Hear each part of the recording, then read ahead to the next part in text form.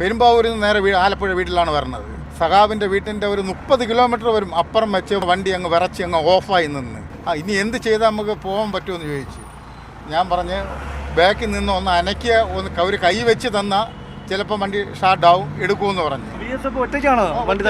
ഒറ്റ ബാക്കിൽ നിന്ന് രണ്ട് കൈയും കൊണ്ട് ബാക്ക് ബോണറ്റുണ്ടല്ലേ അവിടെ നിന്നാണ് വണ്ടി അനക്കി തന്നത്.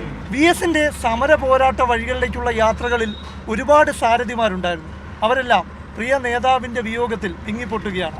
തിരുവനന്തപുരം DCയിലെ ഡ്രൈവറായിരുന്ന മധു ഇപ്പോൾ ലോറി ഡ്രൈവറാണ്. അദ്ദേഹത്തിന് VSനെ കുറിച്ച് ഒരുപാട് ഓർക്കാനുണ്ട്. പ്രതിപക്ഷ നേതാവായിരുന്നപ്പോഴൊക്കെ ഒരുപാട് യാത്ര ചെയ്തിട്ടുണ്ട്. എങ്ങനെയായിരുന്നപ്പം സർക്കാർ വണ്ടിയിൽ നമ്മൾ DC ഓഫീസിൽ വരാക്കില്ല, കമ്മിറ്റിക്ക് കാര്യങ്ങൾക്ക് വരാക്കില്ല.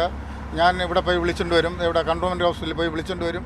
അത് കഴിഞ്ഞിട്ട് തിരിച്ചു കൊണ്ട് കാക്കും. നമ്മളെ വണ്ടി അങ്ങ് അംബാസഡർ കാറാണ്. സഖാവ് മൊത്തമുള്ള യാത്രകളിൽ ഓർത്തിരിക്കുന്നൊരു യാത്ര ഏതാണ്?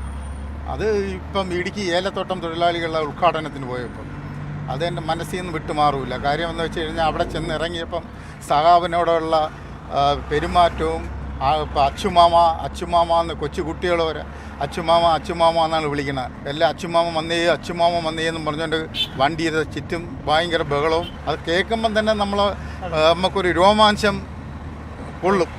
അത് കഴിഞ്ഞ് ഞങ്ങൾ അച്ചുമാമൻ പ്രസംഗമൊക്കെ കഴിഞ്ഞ് അവിടുന്ന് തിരിച്ച് നേരെ പെരുമ്പാവൂർ വരെ കൂടെ ആളുണ്ടായിരുന്നു. അത് കഴിഞ്ഞപ്പം ഒരു സഖാവ് അങ്ങ് ഇറങ്ങിയിട്ട് നമ്മൾ വഴി പറഞ്ഞു തന്നു, നേരെ അങ്ങ് പോയാൽ മതി എന്ന് പറഞ്ഞു. എന്നാൽ സഖാവ് ബാക്കിൽ ഇരുന്ന് ഭയങ്കര ഉറക്കമായിരുന്നു. എനിക്കാണെങ്കിൽ റൂട്ടും അത്ര പോരാ. വീട്ടിലേക്കാണോ പോകുന്നത്? പെരുമ്പാവൂരിൽ നിന്ന് നേരെ ആലപ്പുഴ വീട്ടിലാണ് വരുന്നത്.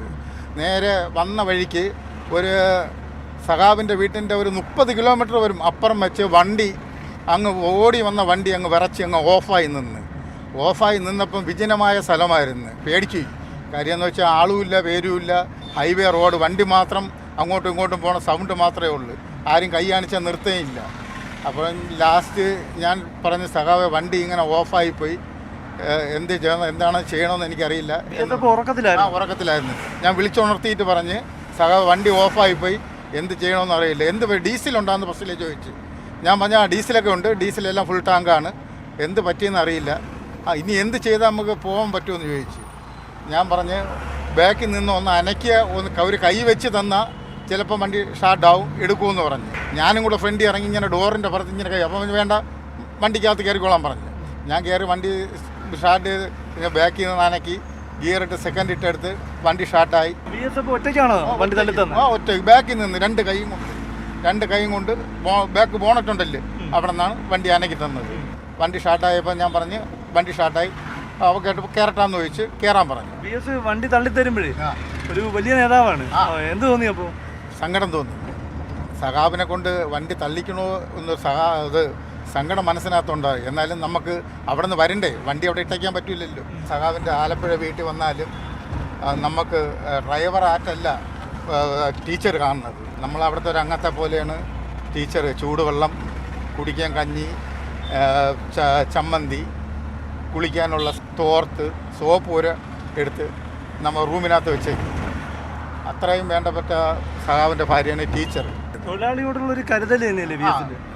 തൊഴിലാളി എന്ന് വെച്ചാൽ പ്രത്യേക ഒരു ക്യാരക്ടറാണ്, സ്നേഹമാണ്.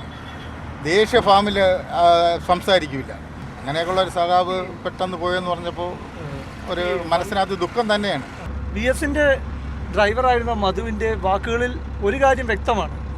അതായത് VS എന്ന വലിയ നേതാവിന് ഓരോ തൊഴിലാളിയോടുമുള്ള കരുതൽ എന്തായിരുന്നു, അത് തന്നെയാണ് റോഡിൽ വാഹനം നിന്നു പോയപ്പോൾ ഇറങ്ങിത്തള്ളാൻ ആ പ്രായത്തിലും അദ്ദേഹം കാണിച്ച ആ കരുതൽ. അത് തന്നെയാണ് തൊഴിലാളി സമൂഹത്തോടുള്ള VSന്റെ കരുതൽ. ക്യാമറ സജീവകുമാറിനൊപ്പം പ്രശാന്ത് കൃഷ്ണ, മാതൃഭൂമി ന്യൂസ്, തിരുവനന്തപുരം. സമയം പ്രശാന്ത് കൃഷ്ണ ചേർന്നു. Prashanth, good morning.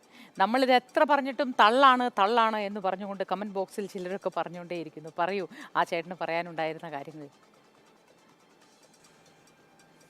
ഡ്രൈവർ മധുവിനെ പോലെ തന്നെ ഒരുപാട് സഖാക്കൾ VS അച്യുതാനന്ദൻ്റെ ജീവിതത്തിൽ വന്നു പോയിട്ടുണ്ട്. കാരണം VSന് അദ്ദേഹത്തിൻ്റെ രാഷ്ട്രീയ ജീവിത കാലയളവിൽ ഒരുപാട് സാരഥിമാരുണ്ടായിരുന്നു. പല വാഹനത്തിൽ അദ്ദേഹം യാത്ര ചെയ്തിട്ടുണ്ട്. അപ്പോൾ ഡ്രൈവർ മധുവിൻ്റെ വാക്കുകൾ ഒരു കാര്യം തുറന്നു കാട്ടുകയാണ്. കാരണം VS എന്ന വ്യക്തി എത്രത്തോളം തൊഴിലാളികളെ സ്നേഹിച്ച ആളാണ് എന്നതാണ്. കാരണം ഒരു ഡ്രൈവർ, അദ്ദേഹം വലിയ നേതാവാണ്. അപ്പോൾ ഒരു ഡ്രൈവർക്ക് കാറ് തകരാറായി കഴിഞ്ഞാൽ മറ്റൊരു മാർഗം ഈ നേതാവിന് കണ്ടെത്താം. പക്ഷേ വി എസ് ചെയ്തത് ആ തൊഴിലാളിയെ സഹായിക്കാനാണ് അന്ന് ആ കാർ ഇറങ്ങി തള്ളിയത്. ഇതുപോലെ ഒരുപാട് ഡ്രൈവർമാർക്ക് വി എസുമായി ബന്ധപ്പെട്ട ഒരുപാട് കാര്യങ്ങൾ പറയാൻ ഉണ്ടാകും. ഏറ്റവും പ്രധാനപ്പെട്ട ഒരു കാര്യം, ഈ ഡ്രൈവർ മധു ഒരു CPI കാരനാണ്. അപ്പം പല രാഷ്ട്രീയ പാർട്ടിയിൽപ്പെട്ടവർ വി എസുമായി ചേർന്ന് പ്രവർത്തിച്ചിട്ടുണ്ട്. വി എസ് എന്ന നേതാവിന്റെ രാഷ്ട്രീയ കക്ഷി നേതാക്കളോ അല്ലെങ്കിൽ കക്ഷി ഭേദമൊന്നും ഇന്നലെ ഉണ്ടായിരുന്നില്ല. നമ്മൾ കണ്ടതല്ലേ പ്രശാന്ത്, എത്ര നന്നായി ഹൃദയത്തിൻ്റെ ഉള്ളിൽ നിന്ന് വരുന്ന സങ്കടത്തോടെയാണ് മനുഷ്യരൊക്കെ വന്നത്. അവരാരും രാഷ്ട്രീയം നോക്കി വന്നവരല്ല. യൂത്ത് കോൺഗ്രസ്സുകാരോ അല്ലെങ്കിൽ CPIക്കാരോ എന്ന് വേണ്ട, എല്ലാ മനുഷ്യരും ഇന്നലെയൊക്കെ നമ്മൾ പലരും പറയുന്നത് കേട്ടതാണ്. ഈ നാട്ടിലൂടെ കടന്നു പോകുമ്പോൾ വി എസിൻ്റെ നാട്ടിലേക്ക് വരുമ്പോൾ രാഷ്ട്രീയം നോക്കിയല്ല വി എസിനെ കാണാനെത്തേണ്ടത് എന്ന് തോന്നിയത് കൊണ്ട് വന്നു എന്ന് പലരും പറയുന്നത് കേട്ടു. അതുതന്നെയാണ് ഒരു രാഷ്ട്രീയ നേതാവ്, പൊതുപ്രവർത്തകൻ എന്ന നിലയിൽ വി എസ് നേടിയെടുത്തിട്ടുള്ള ഏറ്റവും വലിയ ബഹുമതിയും വി എസിന് മാത്രം അവകാശപ്പെടാൻ കഴിയുന്ന ഒന്ന് എന്ന് തോന്നുന്നു.